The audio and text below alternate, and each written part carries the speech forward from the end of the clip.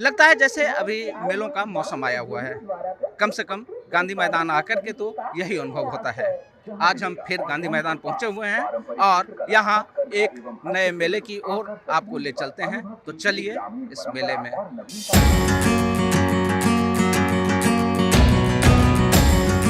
यहाँ देश के कोने कोने से आए शिल्पी अपनी कला को प्रदर्शित कर रहे हैं। कश्मीर से लेकर कन्याकुमारी और असम से लेकर राजस्थान तक के शिल्पी अपनी माटी की खुशबू लेकर आए हुए हैं। मेले में हर चीज अपनी ओर खींचती दिखी, फिर भी जलवा करगों का बना रहा है।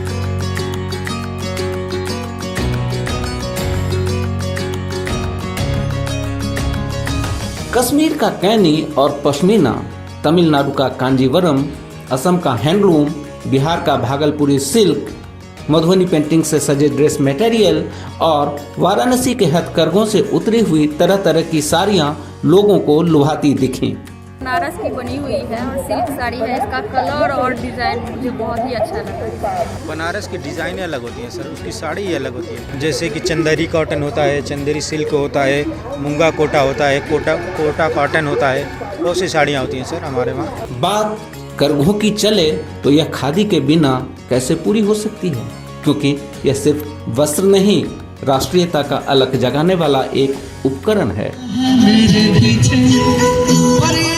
खादी वस्त्र नहीं, खादी विचार है। उस मायने में मानिए तो ये शुद्ध कपड़ा होता है। शुद्ध खादी जो होगा, ये शुरू में यदि मलिन है, पानी पड़ने के बाद वो साफ होता है और वो जितना धोइएगा उतना उसमें मजबूती और उतना उसमें साफ होता जाता है। मेला में दिखा कि खादी विचारों के साथ अब फैशन को भी समझने लगा है।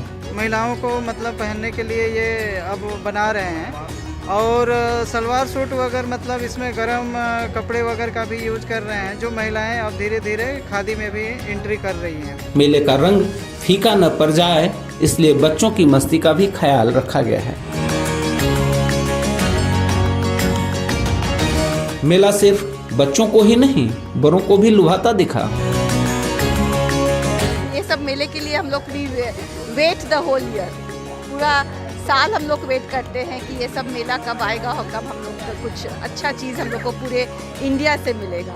हम लोग कहीं सब जगह तो जा नहीं सकते हैं, ये एक जगह में सब पूरे स्टेट से सब आए हैं, हैंडी आर्टिजन्स लोग आए हैं, अपना क्राफ्ट एग्जिबिट कर रहे हैं। मेले का आयोजन में नाबार्ड ने इस बात का ख्याल रखा कि यहाँ हर कलाकृति अपने साथ माटी और संस्कृति की महक साथ लेकर आए, ताकि भारतीयता की भावना मजबूत बनी रहे और ग्रामीण शिल्प को बड़ा बाजार मिल पाए।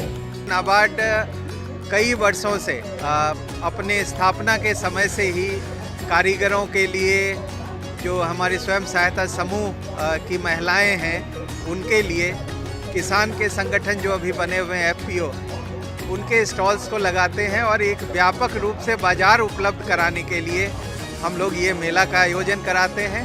और इसमें फ़ायदा ये है कि जो आर्टिजन्स हमारे आए हैं वो शहर के जो ग्राहक हैं उनकी क्या रुचि है, किस तरह के प्रोडक्ट को पसंद करते हैं, वो सीख के अपने प्रोडक्ट में भी इनोवेशन कर सकते हैं और बदलाव ला सकते हैं। नाबार्ड का यह प्रयास ग्रामीण कारीगरों को बाजार से जोड़ने के साथ भारत की पारंपरिक विरासत को संरक्षित करने की दिशा में एक सशक्त कदम है। हम कारीगरों को अन्य राज्यों में जो मेले होते हैं वहाँ भी भेजते हैं। तो जो कारीगर नाबार्ड के साथ जुड़े हुए हैं अलग अलग क्षेत्रीय कार्यालयों में भी, तो उनको अलग अलग, जैसे अब मतलब मुंबई में कोई मेला हो रहा है, दिल्ली में मेला हो रहा है, दिल्ली में अलग अलग राज्यों में जो मेला हो रहा है, तो हमारे कारीगर अलग अलग राज्यों में भी जाते हैं। गांधी मैदान में लगा यह उद्योग मेला बतलाता है कि भारत राजनीतिक और भौगोलिक स्तर पर अलग अलग क्षेत्रों में बटा भूखंड नहीं है, बल्कि यह शिल्पों और संस्कृतियों का संगम है, जहां हर कोई एक दूसरे के साथ अपनी संस्कृति को साझा करता है। तो क्या दाल बाटी वाले को लिट्टी चोखा कितना भाएगा या लिट्टी चोखा वाले को दाल बाटी कितना भाएगा? मेरे ख्याल से दोनों को एक दूसरा अच्छा लगेगा कि ऑलमोस्ट है तो चीज़ वही, लेकिन जो उसकी फीलिंग होती है, जो उसके साथ स्टफ दिया जाता है, वो दोनों चेंज है, लेकिन अच्छा लगेगा। हम लोगों को भी अच्छा लगा। यहाँ पे हालांकि ठंड काफ़ी ज़्यादा है, असम में इतना ठंडा नहीं रहता है, फिर भी हम ठंडे का भी मज़ा लिया और बिहार में लोग भी अच्छे हैं।